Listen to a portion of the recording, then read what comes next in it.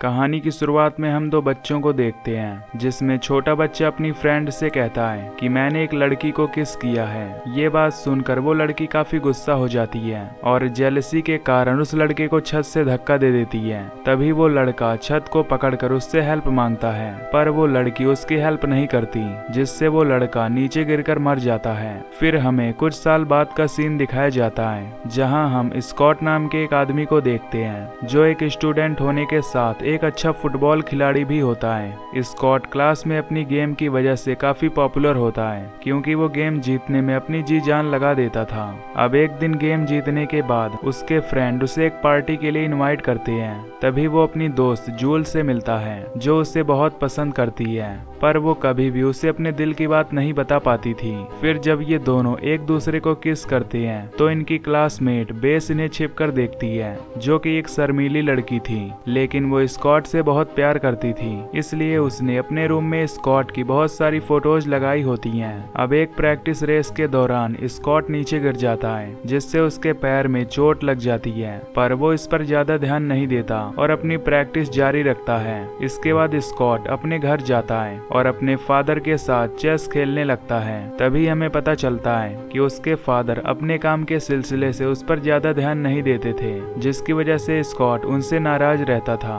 अगले दिन क्लास में स्कॉट एक आर्ट पेपर पर कुछ आर्ट बनाता है और उसे डस्टबिन में फेंक देता है। ये देख बेस उस आर्ट पेपर को उठा लेती है। दरअसल स्कॉट ड्राइंग करने में भी अच्छा था, क्योंकि आर्ट उसकी एक हॉबी थी, पर किसी को भी इस चीज के बारे में पता नहीं था। फिर जब स्कॉट लॉकर में अपना सामान रखने के लिए जाता है, तो उसे वहाँ पर एक लेटर मिलता है, जिसमें उसकी तारीफ के बारे में लिखा हुआ था। स्कॉट स्कूल में इतना पॉपुलर था कि ये लेटर उसके लिए एक नॉर्मल बात थी, इसलिए वो उसे इग्नोर कर देता है। अब बेस अपने घर जाती है और बुक पढ़ने लगती है, जहाँ उसके उंगली में नॉर्मल चोट आ जाती है। अगली सुबह बेस म्यूजिक शॉप जाती है, क्योंकि वो उस म्यूजिक शॉप में काम किया करती थी। वहाँ उसका क्लासमेट जेफरी उसे अक्सर छिप कर देखता था, क्योंकि वो उसे पसंद करता था, पर बेस स्कॉट को पसंद करती थी, इसीलिए वो जेफरी को इग्नोर कर देती थी और स्कॉट को फॉलो करने लगती है। रात में स्कॉट जब अपने घर आता है, तो उससे मिलने जूल्स उसके घर आती है, जहाँ वे दोनों कुछ रोमांटिक बात करते हैं और एक दूसरे को किस करने लगते हैं। तभी जूल्स स्कॉट के साथ फिजिकली अट्रैक्ट होने लगती है, पर स्कॉट उसे रोक देता है, क्योंकि स्कॉट ये सब नहीं करना चाहता था। फिर जूल्स अपनी एक न्यूड फोटो क्लिक करके स्कॉट के पास सेंड कर देती है और यहाँ से चली जाती है। फिर जब जूल्स अपने घर पहुँचती है, तो हम देखते हैं कि कोई छिपकर उसका पीछा कर रहा है। इधर जेफरी बेस को इम्प्रेस करने की कोशिश करता है और उसे अपना पेन ड्राइव देता है, जिसमें कि उसका कुछ फेवरेट सॉन्ग था, पर बेस उस पर ध्यान नहीं देती, क्योंकि उसका जेफरी में थोड़ा भी इंटरेस्ट नहीं था। अब बेस घर के अंदर आती है और अपने लैपटॉप पर जूल्स की फेसबुक प्रोफाइल ओपन करती है, जहां उसे जूल्स और स्कॉट की कुछ फोटो दिखाई देती है। बेस इन फोटोज को ध्यान से देखती है, जिससे उसे जूल्स से जलन होने लगती है और वो स्कॉट से मिलने का फाइनली डिसीजन लेती है। इसके बाद बेस एक लेटर स्कॉट के घर छोड़ आती है, जिसमें उसने एक जगह और टाइम लिखा हुआ था। इधर स्कॉट एक्सरसाइज कर रहा होता है, तभी उस पर कोई नजर रखने लगता है, पर स्कॉट को इस बात का पता नहीं होता, इसलिए वो अपने घर चला जाता है। घर आने के बाद स्कॉट को बेस का लेटर मिलता है, जिसमें उसने बेस को एक जगह पर मिलने के लिए बुलाया था। इधर बेस उसी जगह पर जाती है जहां उसने स्कॉट को बुलाया हुआ था, लेकिन काफी देर वेट करने के बाद भी जब स्कॉट वहां नहीं आता, तो बेस बहुत दुखी होती है और अपने कपड़े निकालकर जला देती है। अगले दिन जब स्कॉट जॉगिंग कर रहा था, तो बेस उससे टकरा जाती है, जिससे ये दोनों एक दूसरे से पहली बार मिलते हैं। इस दौरान बेस स्कॉट से कुछ भी नहीं बोल पाती, क्योंकि उसे स्कॉट से बात करने में शर्म आ रही थी, जिसकी वजह से स्कॉट वहां से चला जाता है। अब घर आने के बाद बेस शीशे के सामने खड़ी होती है और स्कॉट को प्रपोज करने की प्रैक्टिस करने लगती है, लेकिन यहाँ भी वो अनकंफर्टेबल फील कर रही थी। तभी बेस फील करती है कि वो स्कॉट के साथ थिएटर जाएगी, जहाँ वो दोनों एक साथ बैठकर मूवी देखेंगे। पर रात में स्कॉट जूल्स के साथ थिएटर जाता है और मूवी देखने लगता है। फिर मूवी खत्म होने के बाद स्कॉट अपने घर आ जाता है। तभी कोई उसके ऊपर नजर रखने लगता है, लेकिन कुछ देर बाद वो वहाँ से चला जाता है। इधर बेस और जेफरी जंगल में जाते हैं, जहाँ जेफरी बेस से अपने दिल की बात शेयर करने लगता है, लेकिन बेस उसे ज्यादा भाव नहीं दे रही थी। तभी जेफरी उसे किस करने की कोशिश करता है, तो बेस उसे धक्का देकर लेकर वहाँ से चली जाती है। घर आने के बाद बेस स्कॉट और जूल्स की फोटो को एडिट करती है, जिसमें वो जूल्स की फोटो को हटाकर अपनी फोटो लगा देती है, जिससे उसे अच्छा फील होता है। दूसरी तरफ जूल्स स्कॉट को अपने घर बुलाती है, क्योंकि उसके विंडो पर किसी ने ही इज माइन यानी वो मेरा है लिखा था। ये देख स्कॉट को लग रहा था कि ये सब जूल्स ने ही लिखा होगा, इसलिए वो इसे मजाक में लेने लगता है, जिससे जूल्स गुस्सा होकर अंदर चली जाती है। अब एक कॉफी शॉप में स्कॉट की टीचर ब्राउन स्कॉट के साथ फ्लर्ट करती है। वहीं बेस ये सब देख रही थी। फिर जब स्कॉट वहाँ से जा रहा था तो बेस उससे कहती है कि मैं तुमसे प्यार करती हूँ, इसलिए मैंने तुम्हारा एक स्केच बनाया है। ये सुनकर स्कॉट को काफी गुस्सा आता है और वो बेस का स्केच फाड़ देता है, जिसे देख बेस का दिल टूट जाता है। दूसरी तरफ ब्राउन रनिंग करते हुए जंगल की तरफ जाती है, जहाँ कोई अनजान आदमी उस पर हमला कर देता है, जिससे ब्राउन घायल होकर नीचे गिर जाती है। इसके बाद वो आदमी स्कॉट के फोन से जूल्स की न्यूड फोटो वायरल कर देता है, जो जूल्स ने खुद स्कॉट को भेजा था। फिर जब स्कॉट को इस बात का पता चलता है तो उसका शक बेस पर जाता है, क्योंकि स्कॉट ने पिछली रात बेस को डांटा था। इसलिए स्कॉट बेस से पूछता है कि तुमने ब्राउन पर हमला क्यों किया। इस पर बेस उसे साफ मना कर देती है, जिससे स्कॉट गुस्से में उस पर चिल्लाने लगता है। तभी वहाँ जेफरी आकर स्कॉट को ऐसा करने से रोकता है, जिसकी वजह से स्कॉट का गुस्सा जेफरी पर निकल जाता है। इधर जूल्स अपनी फोटो को वायरल देखकर स्कॉट से नाराज होती है, तो स्कॉट उससे माफी मांगने के लिए जाता है, पर जूल्स उसकी एक भी नहीं सुनती और वहाँ से चली जाती है।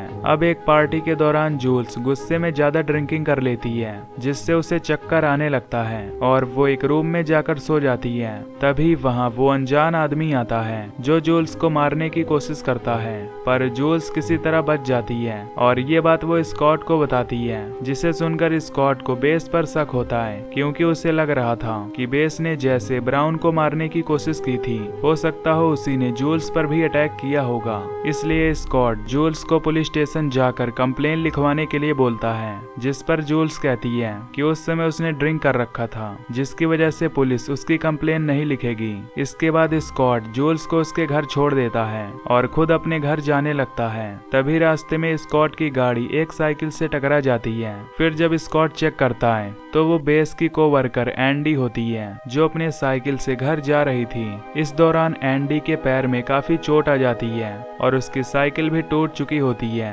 इसलिए स्कॉट उसकी हेल्प करने के लिए उसे घर छोड़ने जाता है। घर जाने के बाद स्कॉट उसके जख्म पर पट्टी बांधता है। यहाँ एंडी काफी अजीब बिहेव कर रही होती है। तभी मौका पाकर एंडी स्कॉट को बेहोश कर देती है, जिससे हमें पता चलता है कि स्कॉट का पीछा एंडी ही कर रही थी, यानी उसने ही जूल्स पर हमला किया था और वो हर वक्त स्कॉट पर नजर रख रही थी। तभी फ्लैशबैक से हमें पता चलता है कि एंडी ने अपने हाथ से ही अपने घुटने को जख्मी कर दिया था, ताकि स्कॉट उसे उसके घर छोड़ने जाए, और इसने ही स्कॉट के टीचर ब्राउन पर भी हमला किया था। साथ ही उसने जूल्स की फोटो को भी वायरल की थी, क्योंकि वो स्कॉट को पाना चाहती थी, जिसके लिए वो कुछ भी करने को तैयार थी। अब एंडी स्कॉट को बेहोश करके अपने बेसमेंट में छिपा देती है। कुछ देर बाद जब स्कॉट को होश आता है तो वो वहाँ से भागने की कोशिश करता है, पर एंडी उसे सीढ़ियों से धक्का देकर नीचे गिरा देती है। तभी वो स्कॉट के घुटने पर हमला करती है, जिससे स्कॉट दर्द से करा उठता है। अब एंडी उसे बेहोशी का इंजेक्शन लगाकर उसे बेहोश कर देती है। उधर जेफरी बेस को इम्प्रेस करने के लिए उससे बात करने जाता है, पर बेस उसकी बात नहीं सुनती है। लेकिन जेफरी के काफी रिक्वेस्ट करने पर बेस उससे कहती है कि अगर तुम मुझे फॉलो करना बंद कर दो तो मैं तुम्हारी फ्रेंड बन जाऊंगी। ये सुनकर जेफरी उसकी बात मान जाता है, क्योंकि वो उसे पसंद करता था। अगली सुबह एंडी कुछ सामान लेने स्टोर में जाती है, जहाँ बेस पहले से ही मौजूद होती है। स्टोर में एंडी बेस के साथ कुछ बातें करती है, जिसमें वो उससे कहती है कि अगर तुम्हें किसी चीज की जरूरत हो तो मैं तुम्हें घर पर ही मिलूंगी। ये कहकर एंडी वहाँ से चली जाती है। घर आने के बाद एंडी रेडी होकर स्कॉट से मिलने जाती है, जहाँ स्कॉट को होश आ चुका था। तभी एंडी के घर उसका बॉस डेविड आता है, जो एंडी को पसंद करता था, इसलिए वो उसके साथ शादी करना चाहता था। पर एंडी का डेविड के लिए कोई फीलिंग नहीं था, जिससे वो उसके पेट में चाकू घुसाकर उसे जान से मार देती है। फिर वो खून लगा हुआ चाकू लेकर स्कॉट के पास जाती है और उसे अपनी ड्राइंग बनाने के लिए कहती है, पर स्कॉट मना कर देता है और दोबारा से वहाँ से भागने की कोशिश करता है, लेकिन वो वहाँ से भाग नहीं पाता।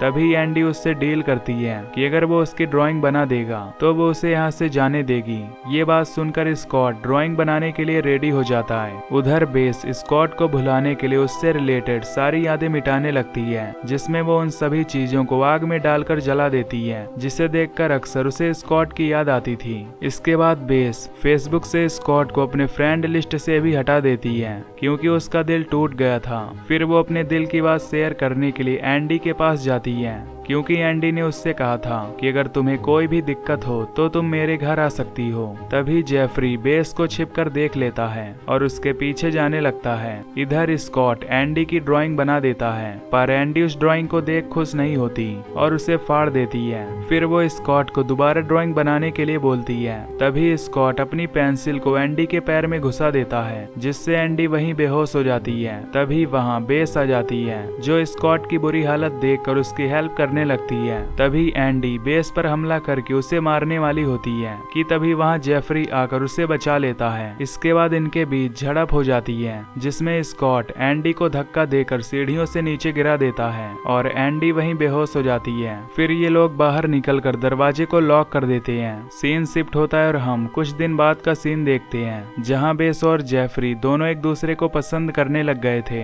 दूसरी तरफ स्कॉट और जूल्स भी रिलेशनशिप में रहने लगते हैं। अब जख्मी टांग की वजह से स्कॉट फुटबॉल नहीं खेल पाता, पर उसका आर्ट हॉबी था, इसलिए वो एक आर्ट स्कूल में अप्लाई कर देता है। इधर एंडी से मिलने उसका वकील आता है, जो उसे उसके द्वारा मारे गए लोगों की रिपोर्ट दिखाता है। तभी हमें पता चलता है कि मूवी की शुरुआत में जिस लड़की ने जेलसी के कारण छोटे बच्चे को छत से नीचे गिराया था, वो कोई और नहीं बल्कि एंडी ही थी। दरअसल एंडी साइको होने के कारण काफी जिद्दी थी, जिससे उसे जो चीज भी पसंद आती है वो उसे हासिल करने के लिए अपनी जान भी देने को तैयार थी, जिसकी वजह से एंडी लास्ट में जेल के अंदर बंद हो जाती है। और इसी के साथ ये मूवी यहीं पर एंड हो जाती है।